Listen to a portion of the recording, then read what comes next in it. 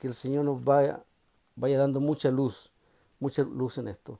Leamos el libro de Judas, partamos por este libro, perdón, del verso 5, luego vamos a ver el verso 7, el 12, el 13 y el 22, para que vayamos juntos leyendo la escritura.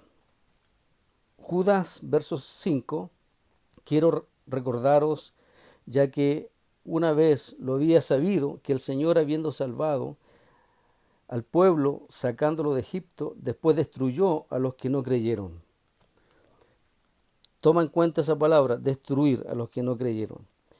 Y a los ángeles que no guardaron su dignidad, sino que abandonaron su propio hogar, los ha guardado bajo oscuridad.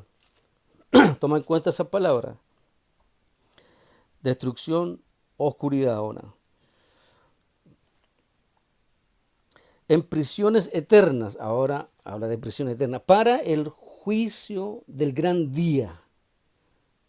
¿No? ¿Ok? Sigamos leyendo el verso 7. También Sodoma y Gomorra y las ciudades vecinas, las cuales de la misma manera que aquellos, habiendo fornicado e ido en pos de vicios contra la naturaleza, fueron puestas, por ejemplo, sufriendo el castigo del fuego eterno. Castigo, sufrimiento, fuego y eternidad. Perdón, vamos al verso 12.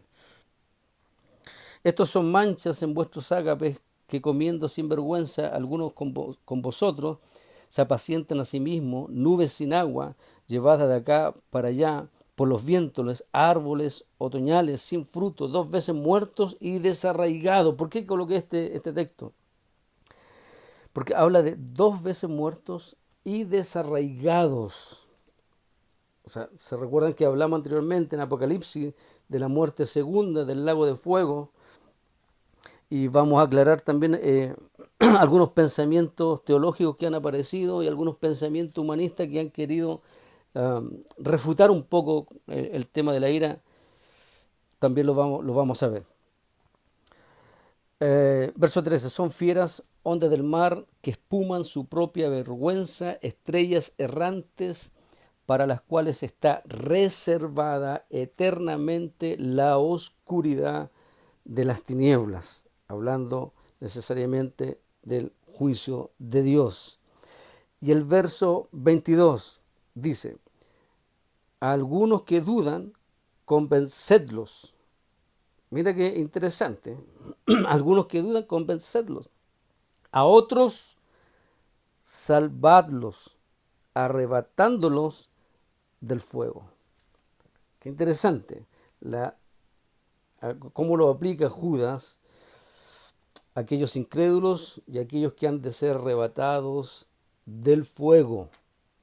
Y ya hemos visto que la palabra habla mucho del fuego eterno, no un sufrimiento temporal, no un fuego que se apaga. De hecho, hablamos anteriormente también con los textos de Isaías, cuando habla de el gusano de ellos que no muere. Hablamos del ay, del crujir de dientes, del tormento eterno. A ver, busquemos número en el capítulo 14.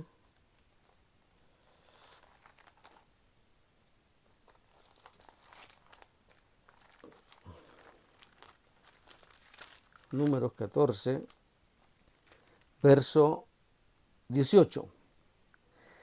Y este es un texto que algunos han sacado para un poquito refutar. Yahweh es tardo para la ira y grande en misericordia.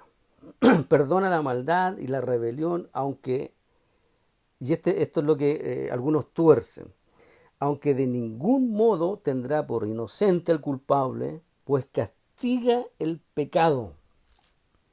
Ahora, es verdad que el Señor es tardo para la ira, pero no sale en el texto de que no está airado, sino que es lento para la ira. O sea, el día del juicio de Dios llegará sí o sí. el juicio eterno, porque ya hubo un juicio en la cruz del Calvario. Pero el juicio eterno, el día, el gran día, el día de todos los días, donde se revelará, ¿verdad?, ese juicio, va a llegar. Crea la gente o no lo crea, va a llegar. Viene ese día. Si no se habla de la ira de Dios y solo de su amor, será una enseñanza estéril, amados. No somos salvos por lo que los hombres hicieron a Cristo en la cruz. Más bien somos salvos por lo que Dios el Padre le hizo a su Hijo Jesucristo en aquella cruz. Necesitamos ver con claridad a través del Evangelio qué sucedió en la cruz, cómo se derramó la ira de Dios Padre sobre su propio Hijo. Leí, las reuniones anteriores leímos Isaías 53, texto por texto, dándonos cuenta, ¿verdad?, que el mismo Padre lo llevó a ese monte, al monte de Dios, el monte de la salvación, a aquella cruz. Ahora, permítame leer un texto en Mateo, capítulo 8. Mateo, capítulo 8,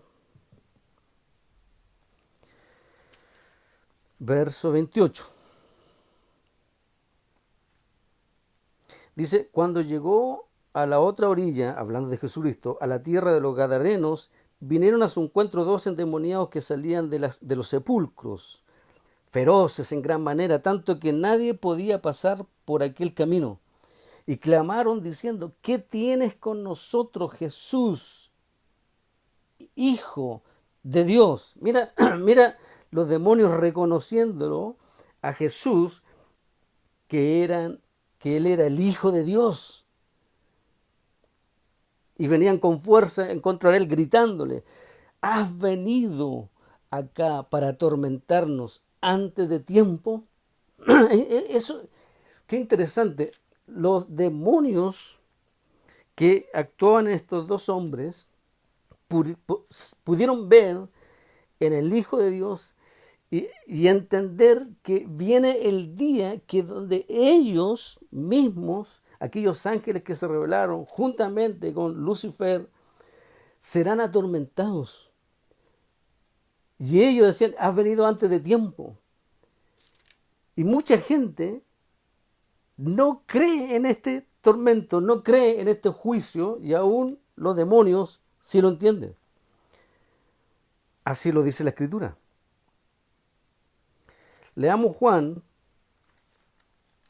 avancemos hacia Juan, el capítulo 16, porque en el fondo quiero ir tocando algunos textos. Verso 8.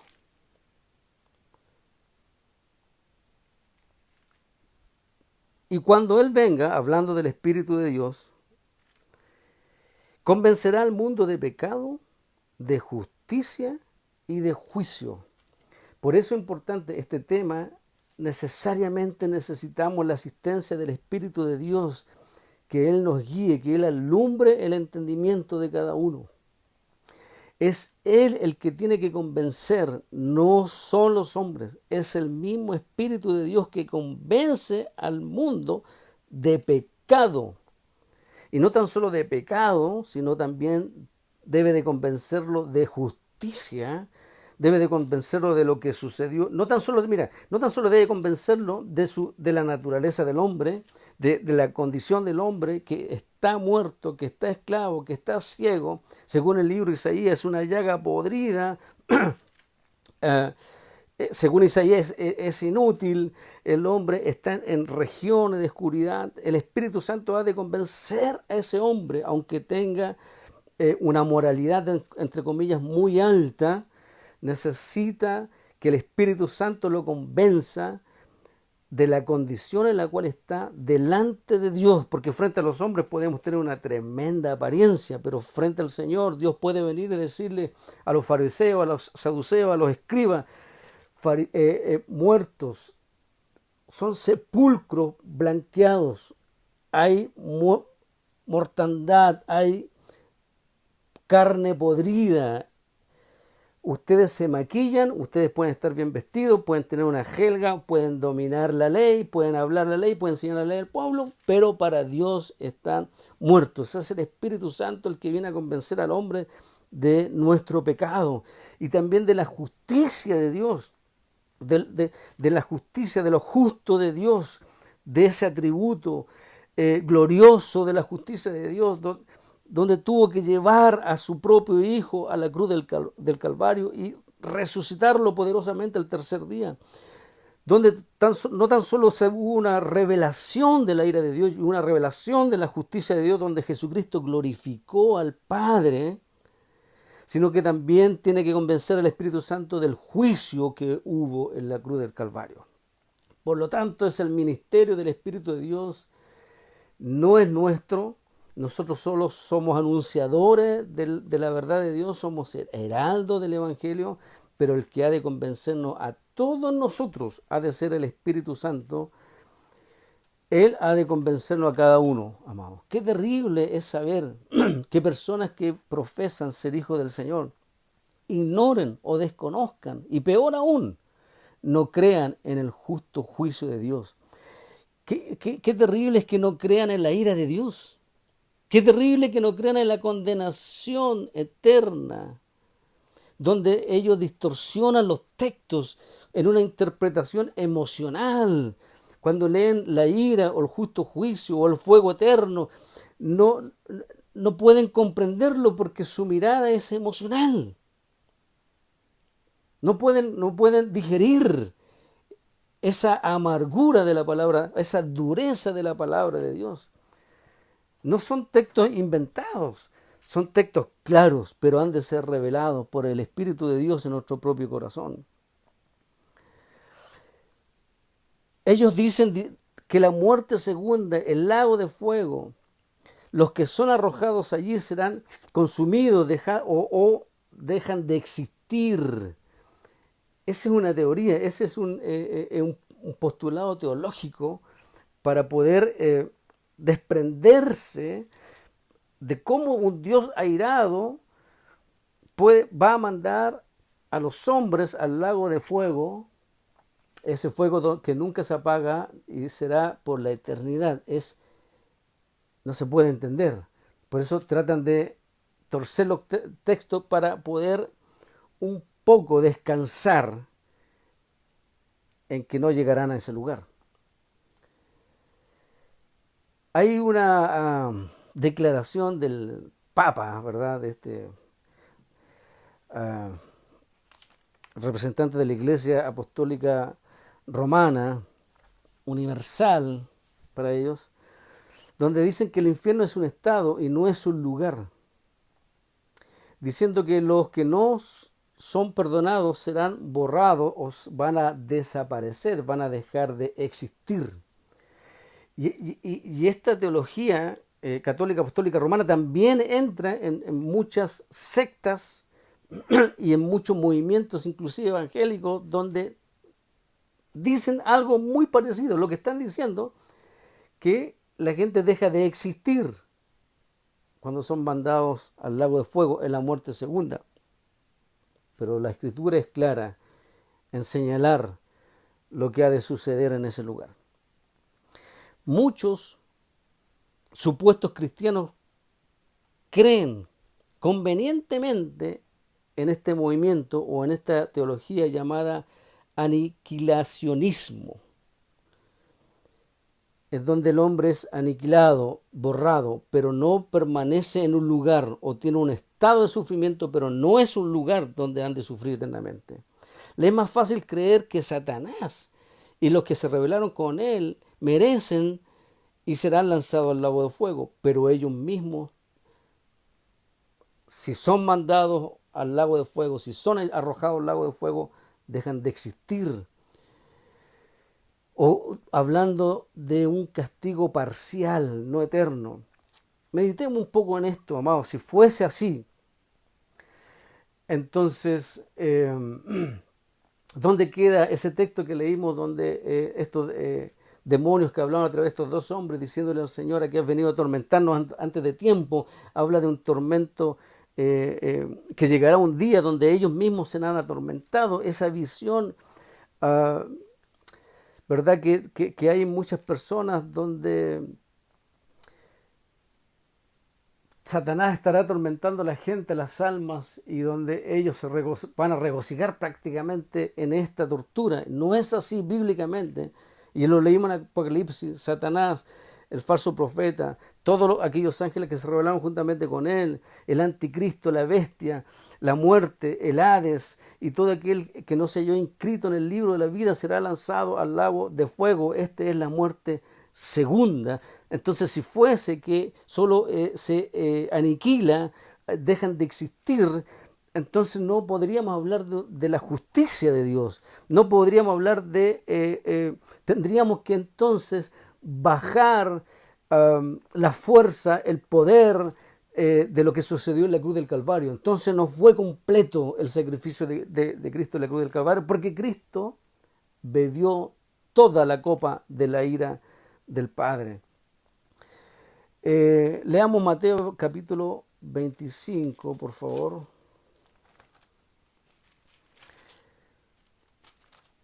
Mateo capítulo 25, verso, perdón.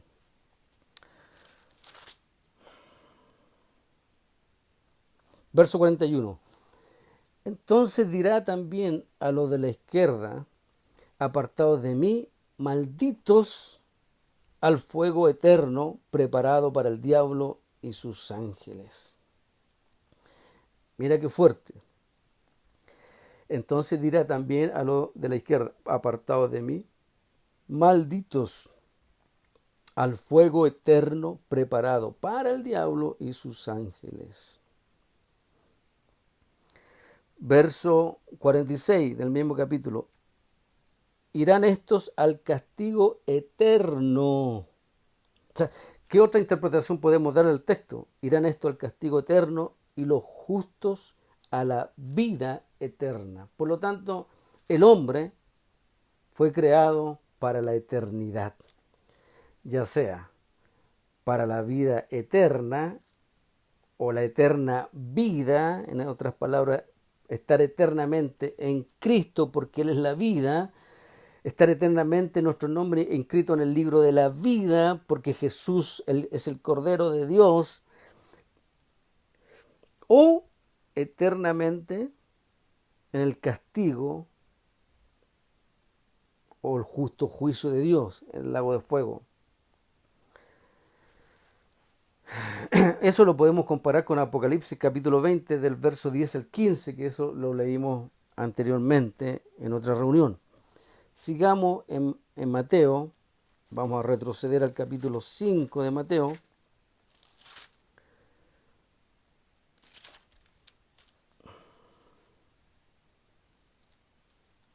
Verso 21 en adelante.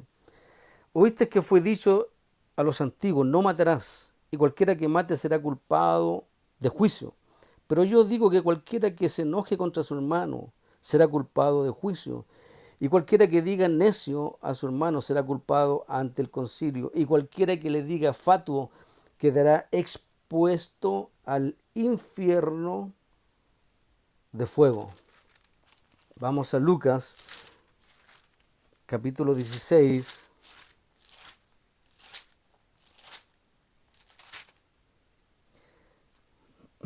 Verso 19 en adelante. Este es un pasaje muy conocido. Dice: había un hombre rico. Ahora, estas son palabras del mismo Señor, nacen de la boca de Cristo, anunciada en medio de sus discípulos, a la gente que lo estaba oyendo. Había un hombre rico que se vestía de púrpura y de lino fino y hacía cada día banquete con esplendidez. Había también un mendigo llamado Lázaro que estaba echado a la puerta de aquel lleno de llagas, y ansiaba saciarse de las migajas que caían de la mesa del rico, y aun los perros venían y le lamían las llagas. Aconteció que murió el mendigo y fue llevado por los ángeles al seno de Abraham y murió el rico y fue sepultado. O sea, mira lo que sucede. Y lo dijimos, que la muerte no es dejar de existir, sino que es separación, donde el alma es separado de este cuerpo. En el Hades alzó sus ojos, estando en tormento. A ver. En el Hades, en el lugar de los muertos, alzó sus ojos. Por lo tanto, esta persona que murió y fue sepultado, podía seguir viendo, podía seguir observando.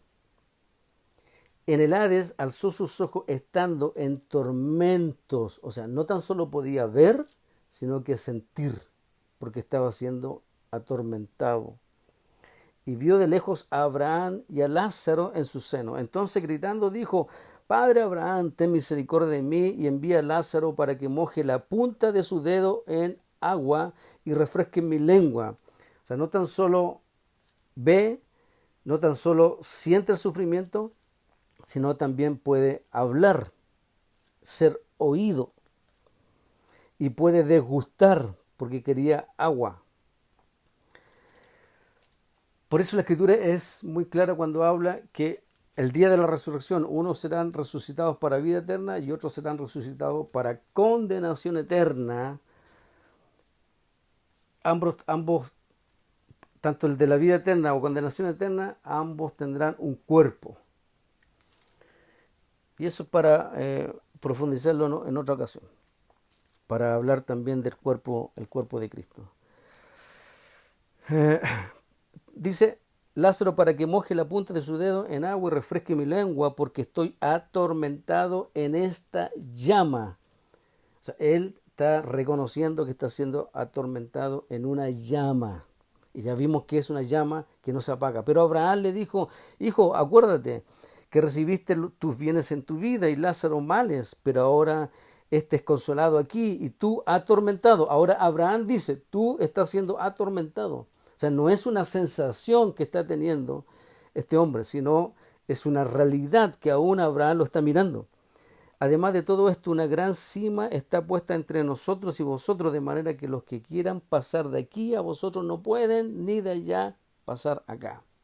Entonces le dijo: te ruego pues, Padre, que lo envíes a la casa de mi padre, porque tengo 5 hermanos, para que les testifiques, a fin de que no vengan ellos también a estar, ellos también a este lugar de tormento. Si tú empiezas a sumar todas las palabras donde sale tormento, tormento, tormento, tormento y fuego. O sea, estando en esa condición, él quiere ahora que se les predique a sus hermanos para que no lleguen ahí. O sea, estaba más consciente que gente que ahora camina sobre la faz de la tierra. Él en ese momento donde entró en ese juicio de eternidad, estaba más consciente de los que muchos han oído el Evangelio entre nosotros inclusive. Abraham le dijo: a Moisés y a los profetas tienen que los oigan a ellos.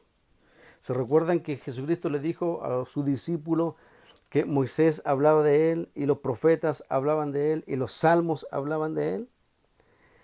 Bueno, verso 30 dice: él entonces dijo: no, padre Abraham, pero si alguno de los muertos va a ellos, se arrepentirán. O sea, reconoce que los que están muertos pueden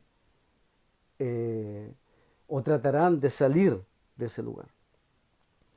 Pero Abraham le dijo: si no oyen a Moisés y a los profetas, tampoco se persuadirán, aunque alguno se levante de entre los muertos. O sea, los muertos no dejan de existir.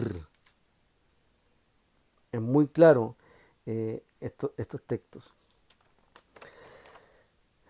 Debemos de tener entendimiento un poco más, pedirle al Señor de cuál es la ira y su propia ira santa y justa. Avancemos a Primera de Pedro, en el capítulo 1, verso 10 en adelante. Y esto es lo que también nos compete a nosotros, amados.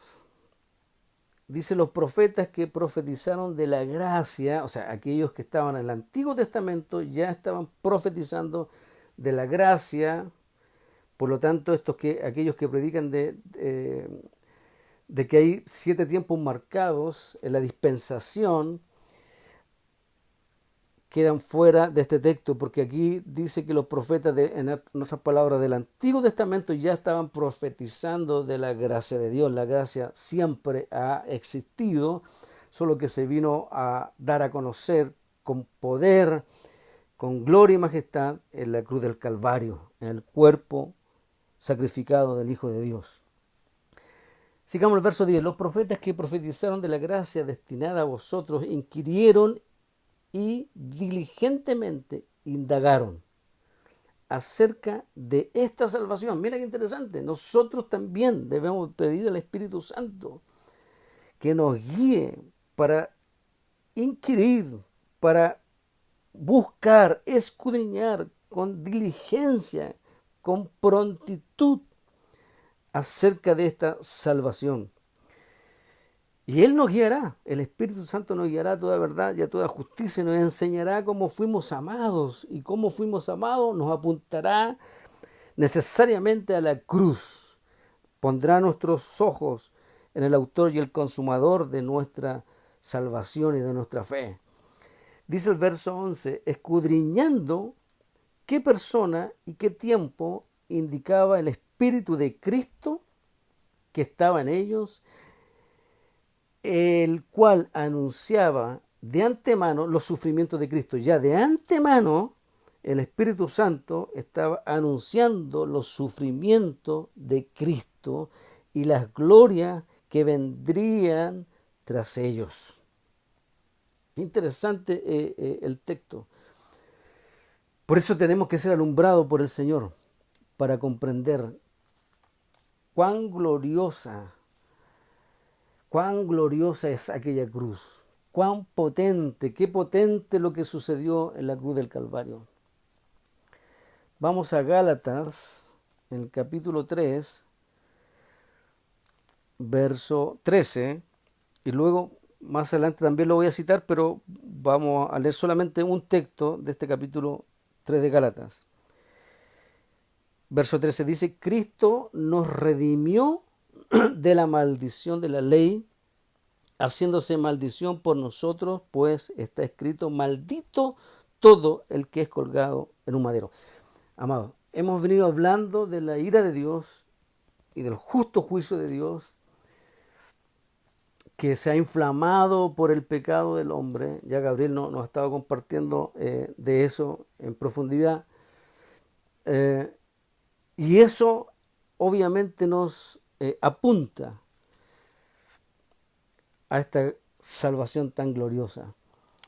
Por lo tanto, si ahora los textos bíblicos que estamos citando hablan de que Cristo nos redimió de la maldición de la ley, haciéndose maldición por nosotros, pues está escrito, maldito todo el que es colgado en un madero.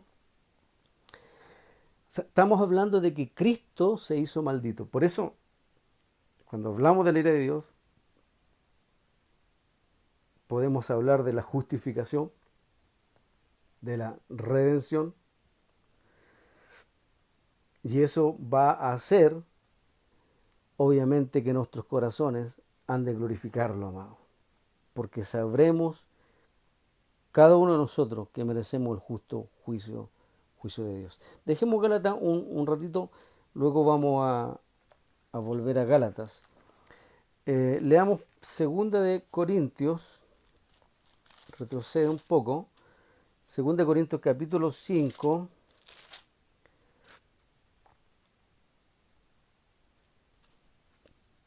Segunda Corintios capítulo 5, verso 21. Dice, al que no conoció pecado, está hablando de Jesucristo, por nosotros lo hizo pecado, para que nosotros seamos justicia de Dios en Él. O en otras palabras, para que seamos justos, pero en Él. En otras palabras, para que seamos sacados de la muerte y tengamos su vida en Él. En otras palabras, para que seamos liberados del justo juicio de Dios en Él, para que seamos justificados en Él, en el Cordero, como Juan el Bautista cuando lo vio, he aquí el Cordero de Dios que quita el pecado del mundo. Lo único que puede librarnos de la ira de Dios es exclusivamente, únicamente, Jesucristo, el Hijo de Dios. No hay nada que pueda liberarnos del justo juicio de Dios. Solamente es Cristo. Él es la puerta. Él es el camino. Él es la vida. Él es el pan que descendió del cielo. Él es el Cordero de Dios. Él es el alfa. Él es la omega. Él es el principio. Él es el fin. Amados, Emmanuel, Dios con nosotros. Él es la provisión de Dios que nos dio. Qué poderoso entender que solamente en Cristo podemos ser justificados.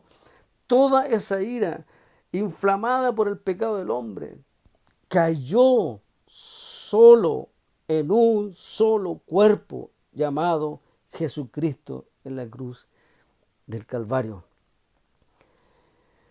Amados, Él habitó entre nosotros como santo. Dice que no conoció pecado. Fue tentado en todas las áreas, pero nunca pecó. Él habitó entre nosotros como santo, pero fue tratado como un maldito. Y leímos que es un maldito por Dios. Pero ¿cómo es eso? Leamos Salmo. El Salmo 22 es un salmo muy interesante.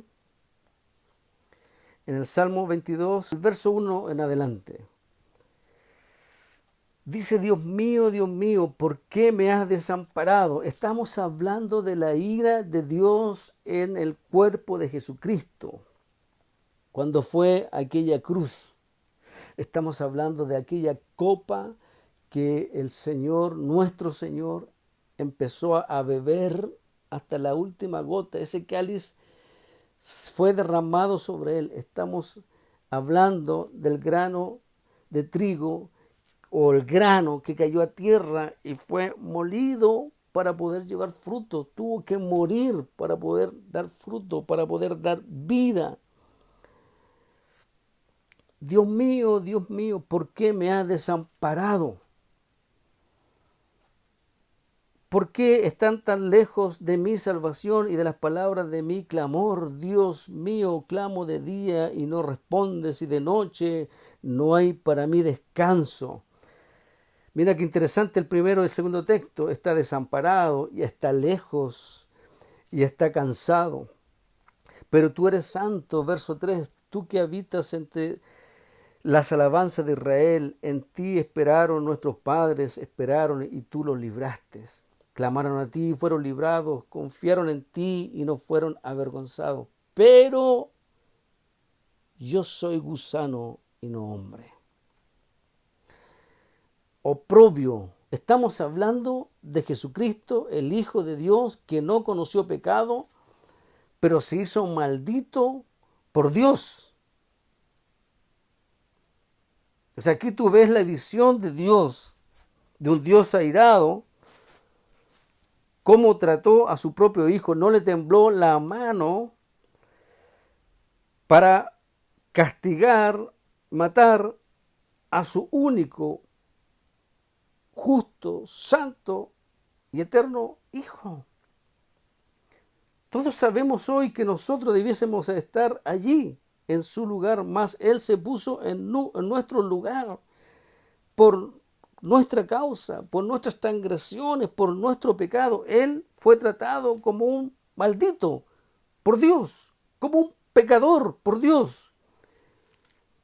Fue puesto en las manos de un Dios airado. Tú ves a ese carácter de Dios que no pudo retroceder al castigo de su propio Hijo. ¿Tú crees que nosotros seremos librados? El hombre que permanece en incredulidad y en pecado será librado del justo juicio de Dios, será librado del lago de fuego, sin Cristo, pasando por el costado de la cruz, saltando sobre la cruz, alejándose de la cruz. Es imposible.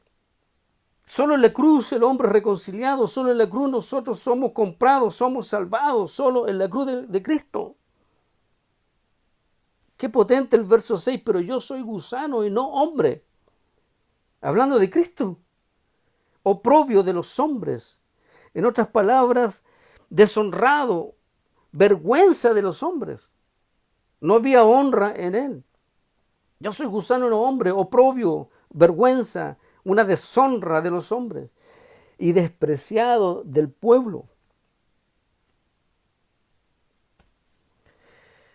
Todos los que me ven se burlan de mí, tuercen la boca y menean la cabeza diciendo, se encomendó a Yahweh, líbrelo él, sálvelo, puesto que en él se complacía. O sea, se burlaron de él, pero tú eres el que me sacó del vientre, el que me hizo estar confiado desde que estaba en el regazo de mi madre. A ti fui encomendado desde antes de nacer, desde el vientre de mi madre. Tú eres mi Dios. No te alejes de mí, porque la angustia está cerca y no hay quien me ayude. Me han rodeado muchos toros, fuertes toros de Basán, me han cercado, abrieron contra mí su boca como león rapaz y rugiente. Mira el verso 14. He sido derramado como el agua y todos mis huesos se descoyuntaron. Mi corazón fue como cera derritiéndose dentro de mí. Qué potente, amados. Estaba siendo molido, aplastado, lo mismo que dice Isaías. Solo que el salmista David estaba usando tal vez otras palabras, pero estaba hablando de la misma escena cruda, grotesca y real del Hijo de Dios colgado en un madero. Recuerde que todo aquel que era colgado de un madero era maldito por Dios. Y aquí vemos a un maldito siendo tratado como un maldito. Aquí vemos a alguien que está siendo tratado por un Dios justo, por un juicio justo. Como un tiesto se secó mi vigor en el verso 15, y mi lengua se pegó a mi paladar. Me has puesto en el polvo de la muerte. Perros me han rodeado. Me ha acercado una banda de malignos. Desgarraron mis manos y mis pies. Contar puedo todos mis huesos. O sea, está hablando de esos látigos que desgarraron su carne y la gente podía ver los huesos del Hijo de Dios. Recordemos que Cristo, cuando fue llevado a la cruz del Calvario, fue despojado de toda su ropa. Él no tenía un pañito que lo podía cubrir, estaba absolutamente desnudo en la cruz del Calvario. Se despojó de todo, absolutamente. Y los huesos podían ser contados. Entre tanto, ellos me miran y me observan. Repartieron entre sí mis vestidos y sobre mi ropa echaron suerte. Qué potente este salmo. Es como que nos llevara 2000 años atrás hacia la cruz.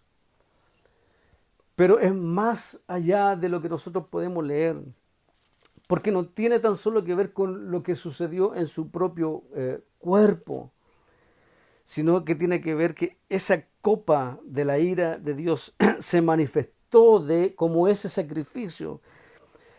Se hizo visible lo que sucedió en lo más íntimo del corazón del Hijo de Dios. Por eso lo dice el texto 1 del verso 22, Dios mío, ¿por qué me has desamparado? Nunca antes en la eternidad había estado lejos, nunca antes en la eternidad había estado apartado de su Padre, sino que recuerde el libro de Juan, ¿cierto? El capítulo 1, verso 1 en adelante, donde dice que el verbo era con Dios, o el verbo estaba cara a cara con Dios, se podían contemplar, había deleite, donde el Hijo glorificaba al Padre, el Padre glorifica al Hijo, el Espíritu Santo glorificando. Amados, y hoy podemos ver a través de los textos que fue desamparado por su Padre. Estaba recibiendo la ira, el azote de la propia mano del Padre. La mano del Padre se levantó en contra de él y lo trató como si hubiese cometido todos nuestros pecados, no tan solo uno, sino que absolutamente todos. Por eso el poder de la sangre del Hijo de Dios es eterna, es potente, porque fue presentada como un sacrificio perfecto frente a un Dios perfecto. Un sacrificio eterno frente a un Dios eterno. Alguien dirá, ¿cómo Dios puede airarse? ¿Cómo Dios puede mandar al lago de fuego? ¿Cómo Dios puede traer tanto juicio a los hombres? El tema no es tan solo los pecados que nosotros podamos cometer, sino a quién le cometemos el pecado. Y nuestro pecado va en contra de un Dios santo o en contra de un Dios justo. Nuestro pecado va en contra de Él. Por lo tanto, un Dios eterno se ha de airar eternamente. El furor de la ira de Dios no se apaga, no se aplaca, excepto en la cruz del Calvario. Allí hay respiro, allí hay salvación, allí hay rescate, allí hay redención. En la cruz del Calvario es el único camino. Por eso Cristo es el mediador entre Dios y los hombres, un Dios airado y un hombre pecador. Él se puso al medio, Él recibió el latigazo, Él recibió el justo juicio de su Padre, que ha de caer y debiese de haber caído sobre todos nosotros. Él lo recibió para que su sangre fuese derramada hasta la última gota, dio su vida por amor a su Padre, por amor exaltó la justicia de su Padre, dio a conocer la santidad de su Padre, dio a conocer la mirada que el hombre no se había escondido, lo dio a conocer, y se puso delante de un hombre pecador y gritó con gran fuerza: consumado es, todo está cumplido, todo está hecho. El poder del sacrificio del Hijo de Dios. Hubo una muerte, hubo un juicio, hubo un sacrificio, hubo derramamiento de sangre, hubo un cordero que fue llevado voluntariamente. Él mismo se ofreció a este sacrificio para recibir la ira de su Padre, para que tú y yo hoy, los que hemos creído, podamos estar bajo la gracia, podamos ser llamados hijos del Dios Altísimo, ser participantes de la naturaleza divina, ya no estar más bajo su juicio, sino caminar en su amor, ser tratado como si nunca hubiésemos cometido ningún pecado, como si nunca hubiésemos ofendido a Dios, como si nunca hubiésemos sido delincuentes, como si nunca hubiésemos estado muertos, apartados eternamente de Él. Hoy nosotros somos llamados hijos del Dios viviente, tan solo por mirar la cruz, tan solo por ver lo que sucedió en la cruz, tan solo por recibir en nuestro corazón, tan solo por creer en nuestro corazón lo que sucedió en la cruz del Calvario. Somos salvos por gracia, somos salvos gratuitamente por gracia y por misericordia. Por eso, cuando necesariamente, si queremos exaltar el sacrificio del Hijo de Dios, hemos de hablar de la ira de Dios, hemos de hablar del justo juicio de Dios que sucedió en la cruz del Calvario, que se manifestará en el gran día. Hemos de hablar de estos eventos para poder ver con mayor claridad la potencia, el alcance del sacrificio del Hijo de Dios en la cruz del Calvario. Verso 31 del mismo capítulo 22 de Salmos dice: vendrán y anunciarán su justicia. A pueblo no nacido aún anunciarán que Él hizo esto. Qué potente, amados. Vamos a, bueno, en realidad que la vez pasada lo leí, el libro de Isaías, en el capítulo 53, del verso 1 en adelante. Si quiere usted puede seguir leyéndolo después que en familia, cuando usted estime conveniente. Soportó el Hijo de Dios varonilmente el castigo y el juicio por amor y obediencia absoluta a su Padre. Él sabía que era la provisión de Dios para quitar el pecado del mundo en su propio cuerpo. Hay una frase que se usa mucho y la mal usan cuando dicen Yahweh Jireh, pensando solamente en lo material, solamente en las necesidades del hombre. Entonces le aconseja, dice, el Señor proveerá.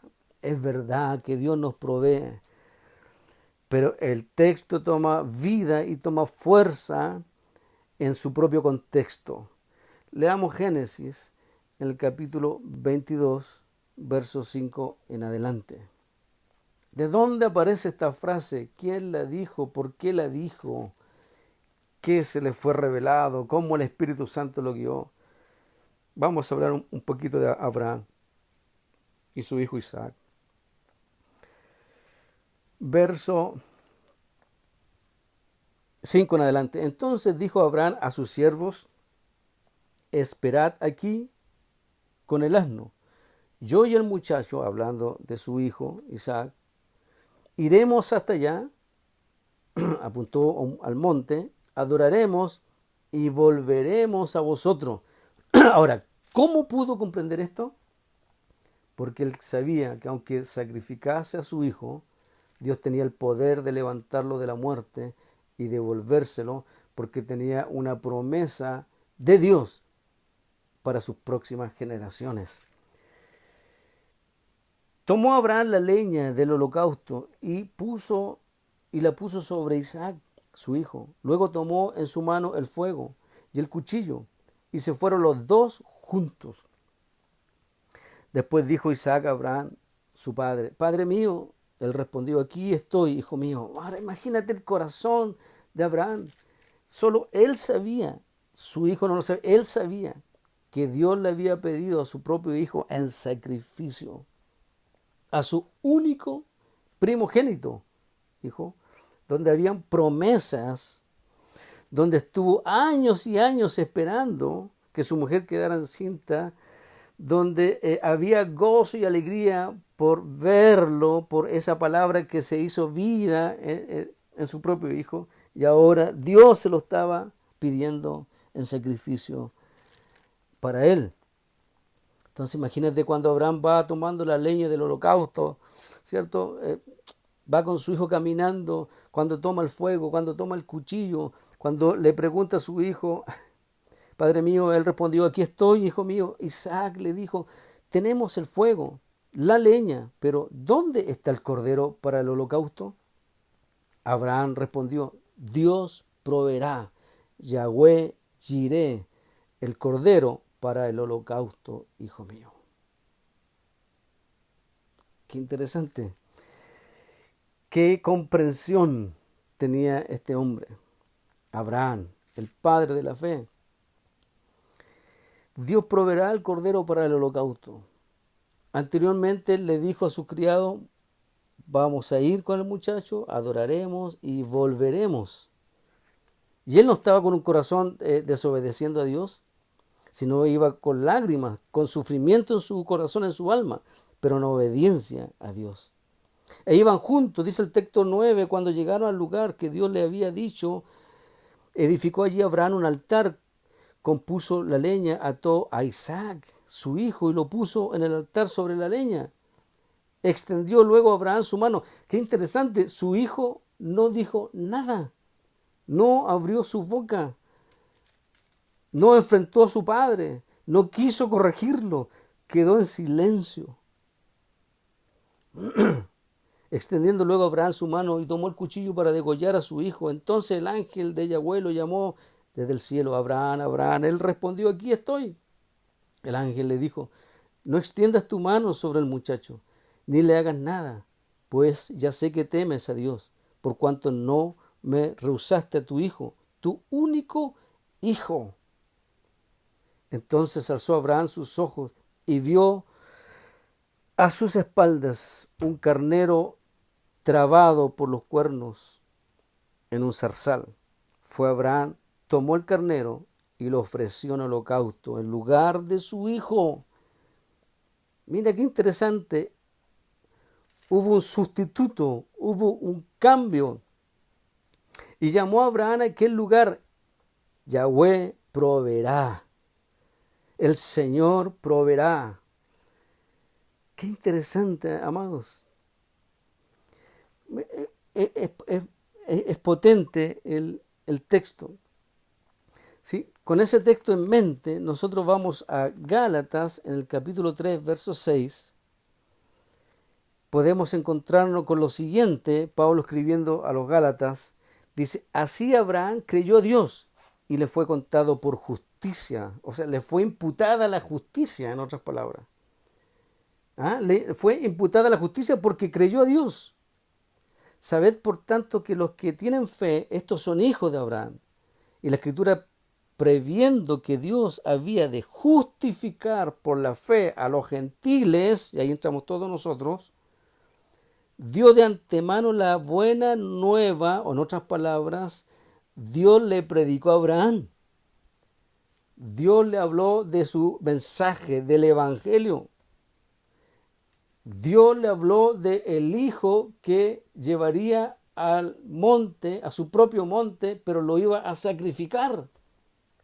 Abraham no se le permitió sacrificar a su hijo, pero Dios llevaría a su propio hijo a su propio monte, levantaría su propia mano con su propio cuchillo en el propio altar creado por Dios y iba a degollar y degollaría al Cordero de Dios por su propia mano. Por eso dice la Escritura, y la Escritura, previendo que Dios había de justificar por la fe a los gentiles, dio de antemano la buena nueva, o sea, el evangelio a Abraham. Dios le predicó a Abraham, diciendo, en ti serán benditas todas las naciones, de modo que los que tienen fe son bendecidos con el creyente Abraham. Todos los que dependen de las obras de la ley están bajo maldición, pues escrito está, maldito sea el que no permanezca en todas las cosas escritas en el libro de la ley para cumplirlas. Verso 11. Y que por la ley nadie se justifica ante Dios, es evidente, porque el justo por la fe vivirá. Pero la ley no precede de la fe, sino que dice, el que haga estas cosas vivirá por ellas. Cristo nos redimió de la maldición de la ley. Por eso había leído solamente este texto anteriormente, ahora lo contextualizo. Cristo nos redimió de la maldición de la ley, haciéndose maldición por nosotros, pues está escrito, maldito todo el que es colgado en un madero, para que en Cristo Jesús la bendición de Abraham alcanzara a los gentiles, a fin de que por la fe recibiéramos la promesa del Espíritu. Qué interesante. Es el contexto de la frase mal usada en muchos lugares, Yahweh Jireh. En otras palabras, el Señor va a proveer el Cordero que quita el pecado del mundo. No tan solo perdona el pecado del mundo, sino que lo quita, extirpa, desarraiga el pecado del mundo. Por eso lo que sucedió en la cruz trasciende a todas las generaciones. Hemos de creer al igual que Abraham creyó. Mirando él hacia adelante, vio la cruz y el sacrificio del Hijo de Dios. Hoy nosotros miramos hacia atrás, lo que pasó 2000 años atrás, y miramos la cruz. En igualdad de condiciones hemos de creer, al igual que Abraham creyó.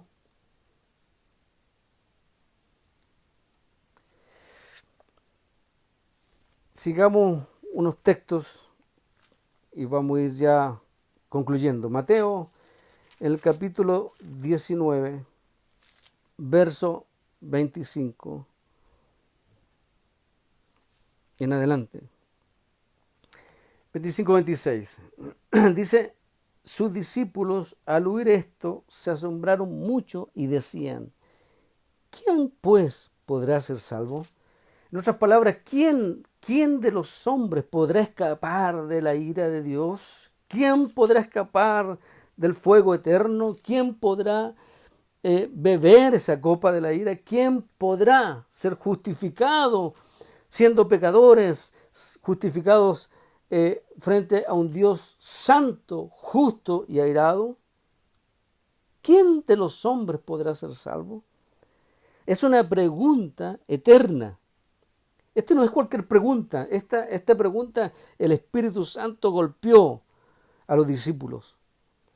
Los hizo ver, reaccionar y entender dónde estaban parados, frente a quién estaban parados, a quién estaban siguiendo. ¿Quién pues podrá ser salvo? Es una pregunta que todo ser humano debe de hacerse. Entonces, frente a un Dios airado, justo, ¿quién podrá ser salvo? ¿Cómo nos vamos a salvar? ¿Cómo vamos a huir de la ira de Dios? Mirándolo, Jesús le dijo: para los hombres esto es imposible, pero para Dios todo es posible. Y también es un texto mal usado. Lo mismo que el texto de Yahweh Jireh, este texto que también lo mutilan y dicen: para los hombres, para Dios todo es posible. Es verdad, para Dios todo es posible, pero no está enfocado en la necesidad del hombre este texto. Este texto está contextualizado en una pregunta eterna como la que hemos leído: ¿quién pues podrá ser salvo? Y en esa pregunta grotesca eterna, el mismo Señor da la respuesta y deja claro, sepulta al hombre, lo deja sin absolutamente nada donde el hombre pueda gloriarse. Mirando, Jesús le dijo: para los hombres esto es imposible. O sea, la salvación es imposible que el hombre se salve por sí mismo. Es imposible que el hombre quiera buscar a Dios para ser salvo. Es Dios el que busca a los hombres. Es imposible que el hombre, que estando muerto, pueda salir de ese estado de separación para con Dios y pueda volver a tener una relación y una comunión con Dios. Es imposible que un ciego pueda ver. Es imposible que un sordo pueda oír la voz de Dios. Es imposible que un hombre que está apartado de Dios pueda reconciliarse a través de las obras o por medios humanos o por cualquier cosa que el hombre intente hacer para llamar la atención a Dios, para que Dios vuelque su rostro a favor. Es imposible, el Señor lo dijo, es imposible para los hombres que estos se salven. Pero, dicho lo anterior, en otras palabras, para Dios todo es posible. Esta es una respuesta, al igual que fue una pregunta divina, esto es una respuesta divina. El Señor alumbró y dio la respuesta. Para Dios todo es posible. Yahweh Jireh, Dios ha provisto el cordero, el holocausto, la cruz, el altar, el monte y el sacrificio, y derramó la sangre para que esto fuese posible, para que los hombres fuésemos salvos por medio de Jesucristo, absolutamente por medio de los méritos del Hijo de Dios, para que ninguno de nosotros tenga gloria en sí mismo. Nadie de nosotros, ningún ser humano podrá decir: Dios me tomó en cuenta por lo que yo hice, porque todo lo que el hombre hace está maldito, todo lo que el hombre hace está podrido, todo lo que el hombre hace no tiene vida, pero todo lo que hace Dios es eterno, todo lo que hace Dios tiene vida, todo lo que hace Dios es justo, todo lo que hace Dios es santo. Permítame avanzar después de esta pregunta que todo ser humano ha de hacerse. Vamos a Primera de Tesalonicenses, en el capítulo 1,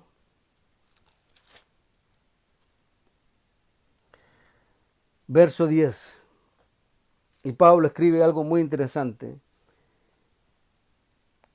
Dice: y esperar de los cielos a su Hijo, el cual resucitó de los muertos, a Jesús, quien nos libra de la ira venidera. Aquí hay dos frases interesantes. Nos libra, tiempo presente, de la ira venidera, de lo que va a devenir. O sea, no tan solo el Hijo de Dios nos libra de la ira hoy, pero también nos librará de la ira mañana. Juan 3:36, y con esto concluimos.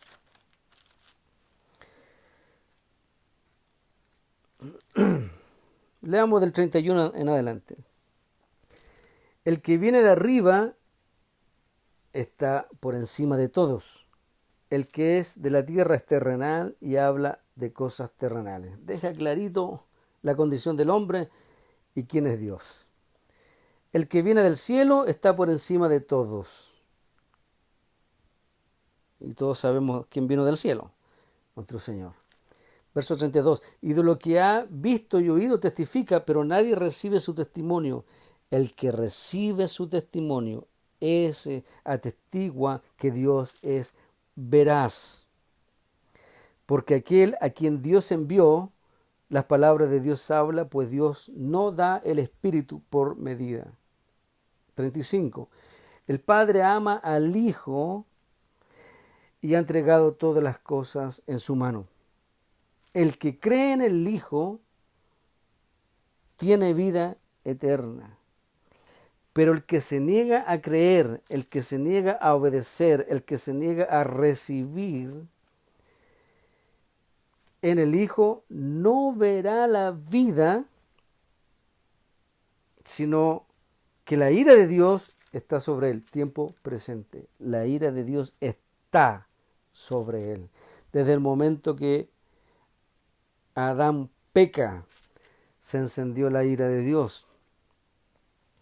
Y desde ese momento Dios, como el mayor de los heraldos, como el mayor de los predicadores, desde la eternidad hacia la eternidad empezó a anunciar las buenas noticias, a anunciar el Evangelio, a anunciar la venida de su Hijo, a anunciar cómo Él salvaría a los hombres, porque solo Él sabe que es imposible que los hombres sean salvos de la justa ira de Él. Él mismo provee el Cordero de Dios para que todo aquel que en Él crea no se pierda, sino que tengamos la vida, y no cualquier vida, no es una existencia, no es un sobrevivir en medio de estas naciones, sino que es la vida del Hijo de Dios. Jesucristo no tan solo da vida, Él es la fuente y es más profunda que la fuente, es la vida eterna, de eternidad a eternidad, y solo Él puede salvar a los hombres. El que cree en el Hijo tiene vida eterna, pero el que se niega a creer en el Hijo no verá la vida, sino que verá otra cosa, sino que la ira de Dios está sobre él. La ira de Dios permanece sobre él. Está bajo el castigo de Dios continuamente, desde el momento que nosotros nacemos, desde el vientre de nuestra madre. Desde ese instante la ira, el justo juicio de Dios, el castigo de Dios está sobre los hombres. Y solo por medio de Cristo en la cruz del Calvario somos librados de su justo juicio. Jesús nos libra y nos librará.